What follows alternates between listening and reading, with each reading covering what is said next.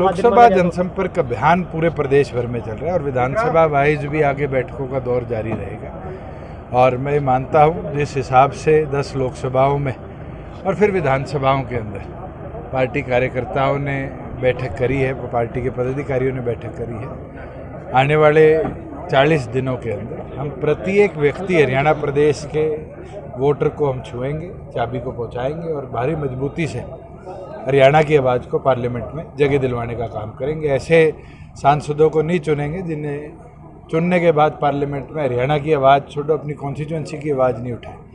आज तो हरियाणा को स्पेस मिले, हरियाणा की बात को स्पेस मिले पार्लियामेंट के अंदर, उस लक्ष्य के साथ आगे बढ़े। आज सबसे पहले इंसो के कार्यक्रम में पहुंचे हैं, तो इस बार चुनाव में जो है युवाओं की क्या भागीदारी रहेगी? जिम्मेवारी रहेगी युवाओं को और बढ़ चढ़कर। हमने पिछली बार भी इंसो के राष्ट्रीय अध्यक्ष जो अब है हमारे प्रदीप, उसको चुनाव लोकसभा का लड़ाया था। आगे भी आप देखेंगे तो युवाओं का नेतृत्व प्रदेश भर में आपको दिखेगा। क्या 10 की 10 सीटों पर जो है इस बार कोई शक है आपको? तो पार्टी ने निर्णय ही कर लिया कि 10 की 10 सीटों पर हम लड़ेंगे, तो मुझे नहीं लगता कि उससे हम कहीं विचलित। कब तक सीटों का फाइनल कब तक कर देगी? हमने नवरात्रों का कहा था, 17 या 18 तक नवरात्र है, उससे पहले सूची आपके बीच में। बीजेपी का आपके साथ गठबंधन था, तो आप बीजेपी के कंपैरिजन में क्या देखते हैं?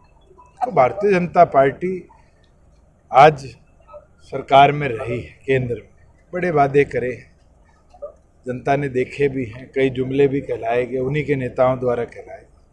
आज तो हरियाणा की आवाज़ को जगह देखनी और कंपैरिजन में मैं पार्लियामेंट में रहा और मेरे साथ 7 बीजेपी के सांसद थे, पिछली बार 10 बीजेपी के सांसद थे।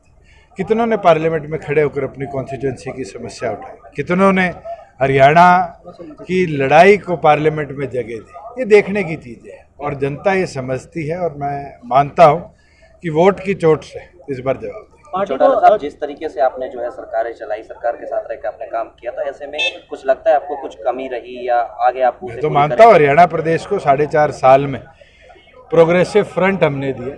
आज आप फरीदाबाद की इंडस्ट्रियलाइजेशन जो बंद हो गई थी, जेसीबी जैसी कंपनी हरियाणा छोड़ के जा रही थी, आज उससे बड़े इंडस्ट्रियल यूनिट्स इस लोकसभा में आना ये अचीवमेंट है। मारुति गुजरात चली गई थी, उसको वापस खरखोदा लाना ये अचीवमेंट है। आज 50% महिलाओं को रिजर्वेशन देनी, 8% बीसी के साथियों को रिजर्वेशन देनी, आज 20,000 किलोमीटर का रोड इंफ्रास्ट्रक्चर दुरुस्त करना, ये सारी चीज़ें हैं जिनको हम चुनाव में लेके चलेंगे। जिस तरीके से आपके पिछले एजेंडा की बात करें तो कहीं ना कहीं जो 5,000 पेंशन और एक एजेंडा जरूर है बुढ़ापा पेंशन का, जिसको हमने 2,000 से 3,000 किया, 5,000 नहीं पहुँचा। उसको छोड़ के तो बताइए कौन सा रहेगा? पार्टी छोड़कर जाने वाले नेताओं को आपने प्रकृति से ये तो समय है, ये कोई जेजेपी अकेली नहीं है जिसके नेता छोड़ के गए। विजेंद्र सिंह जो बीजेपी के सांसद थे वो कांग्रेस में चले गए, रवनीत बिट्टू कांग्रेस के सांसद थे वो बीजेपी में चले गए, आम आदमी पार्टी का तो मंत्री कल इस्तीफा दे गया। ये तो मौसम आता है और चुनावी पार्टी के अंदर ऐसे मौसम से घबराने की जरूरत नहीं होती। मैं तो ये मानता हूँ कि संघर्ष सदैव सक्षम चौधरी देवीलाल जी कहा करते थे, वो संघर्ष हमारा काम है। जनता की आवाज़ बने, जनता की लड़ाई लड़े और जनता अपनी ताकत से जिताए। हिसार लोकसभा की बात करें तो हिसार लोकसभा से आपके परिवार से कौन टक्कर? देखो ये पार्टी फैसला करेगी, जल्द आपके बीच में ना।